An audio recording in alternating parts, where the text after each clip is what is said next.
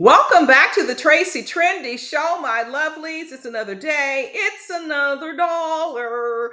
And guess what, my loves? We have some haterations for these haters out here.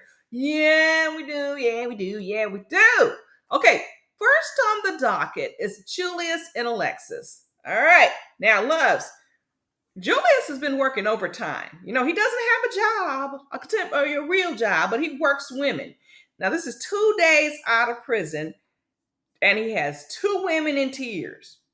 Now, Alexis has flat out asked him, "Are you seeing other women? What were you doing? Was it going to see your friend or was it seeing a woman?" Finally confesses, he says, hey, he lays it on thick. He loves her, but yeah, he was seeing Alexis. Nothing happened, not even a kiss, because the only thing matters is you. And she says, like, what? He says, I love you. Or he loves what she does for him. But anyway, he says, whatever happened yesterday was just jail entertainment. And it shouldn't matter. And she says, if it affects me, it does matter. So I think his little brain cell was working and thinking, like, wait a minute, she does pay the cost to be the boss. And I need to get this little thing steered in the right direction. So he says, yeah. He opens up, he looks at her from his phone, which has always got his head buried in. And he says, you know what? I apologize. And she says she loves him, but she has to take one hot second to think about it. And it was a hot second, my loves. And she says she doesn't want to be led on, but she took the crumbs he dished out to her. And she was saying, well, you know what? Okay, if we're going to do this, I need for you to share your location. And he says, I'm not really feeling that. And, because he feels as if he's been honest. You don't like the truth, don't ask the question. And so, so he says, take it or leave it. So she took the crumbs. And as you know, it's been a year almost because they had a baby a few weeks ago. And he's always on TikTok. You're not really claiming her, but he's living up in her crib and not working, taking some crumbs off of TikTok. And I'm like, okay, you pick a winner for a baby daddy, just saying. Moving on, the next on the docket is Joey and Michael. Now, I should have said with Alexis and Julius, you got to have trust, and they don't have it, and neither does Joey and Michael. And Michael flat out says that he can't trust them 100%. And so he's coming off like a jealous dude because Michael he doesn't want that stable life. He wants to use Joey, and that's it.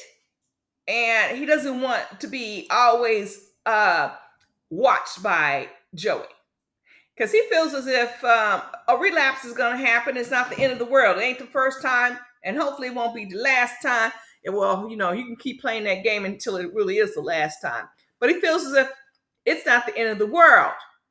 That's what Michael feels. Now, Joey feels distance because, you've been out for a couple of days. We ain't did it once.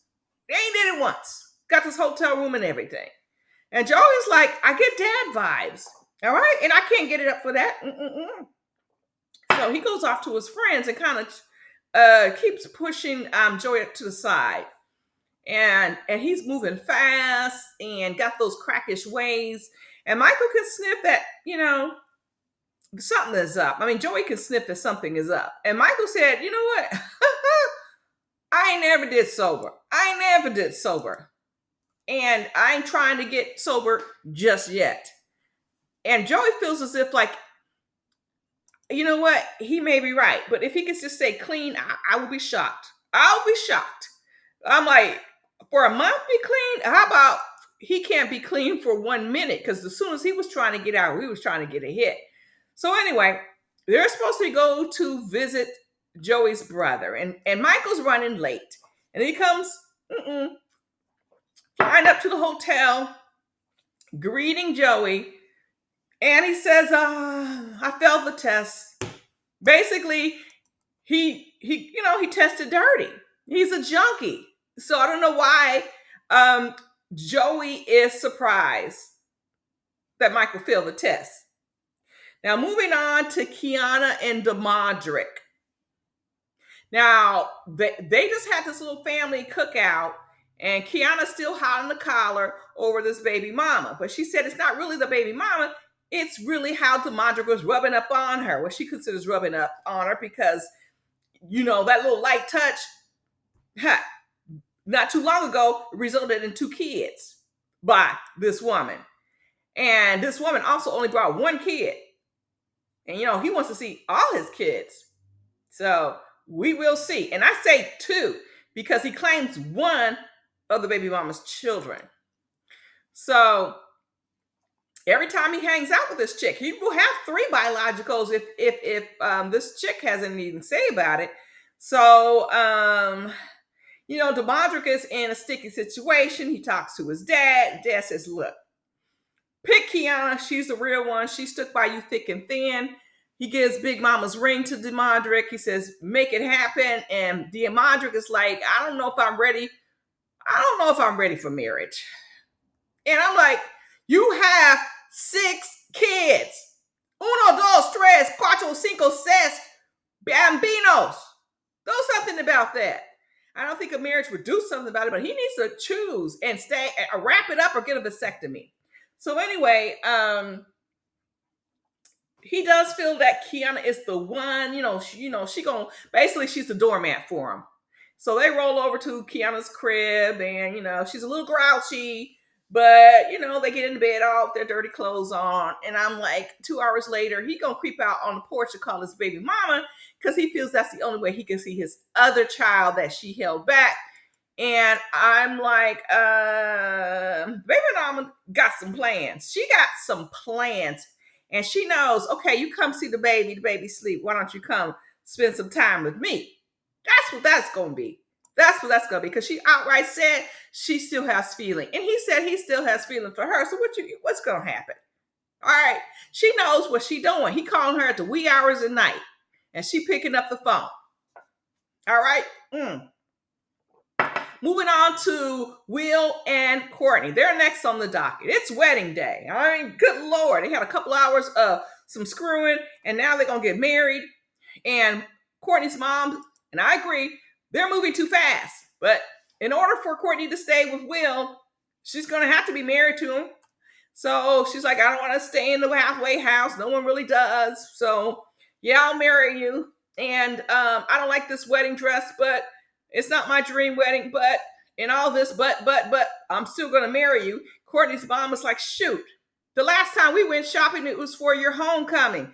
Now I'm shopping for a wedding dress in a gift shop.